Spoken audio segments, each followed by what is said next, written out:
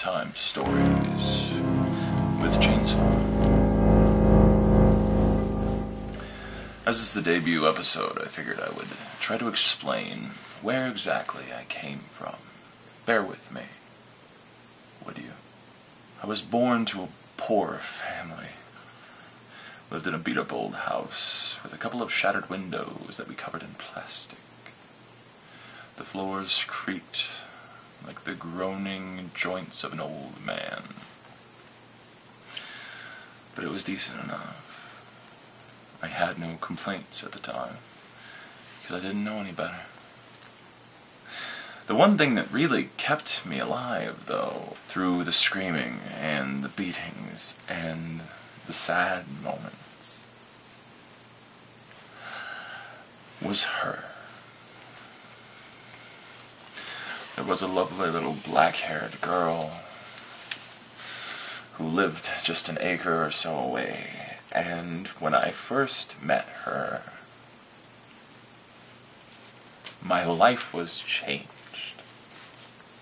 Because, you see, I didn't have to be alone anymore. The only thing she had was an old, worn-out piano that they had taken from a dilapidated church building, and she began, in one of my young summers, to teach me how to play. Even now, I can hear her singing, pounding those old, gray, worn-out keys.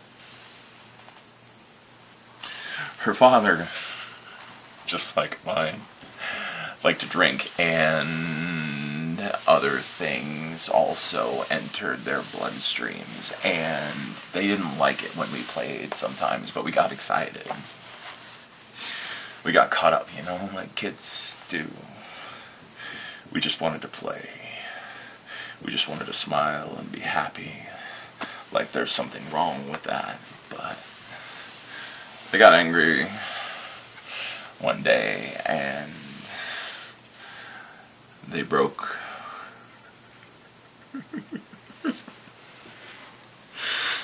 all these fingers, and that's why I wear the gloves, because there's some scar tissue from them being improperly reset. On the upside, though, she cried for me. And when she cried for me, she cried so loud that it broke through the fog inside of her parents' heads. So they stopped hurting me. She was my Virgin Mary. She was my saving grace. One day, the sky filled up with very black clouds, and our parents were all at the small town bar a few miles away, doing what they did best, which was ignoring us. And the flood came on so fast. That's why they call them flash floods, like flash mobs, but with death instead of dancing. The waters rushed, and I rushed towards her home because I knew I saw her in the field, and I got so close.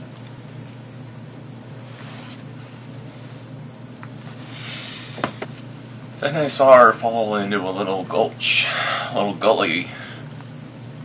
It's a fun word. I found her, and I tried to help.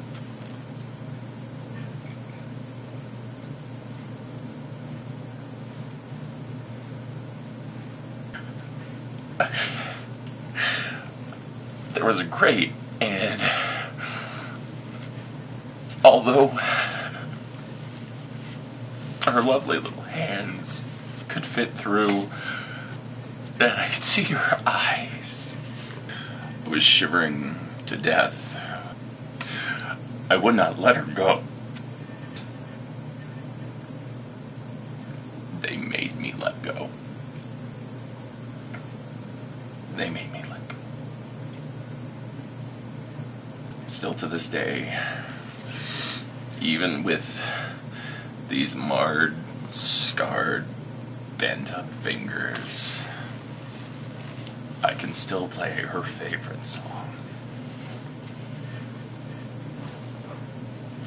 And I still hear it in my head. And although her parents probably forgot, I'll never forget. The world may forget,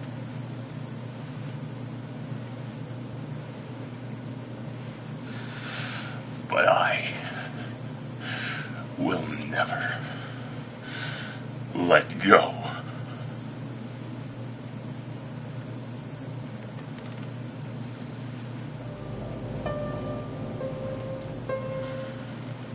Embrace the chainsaw, my friends.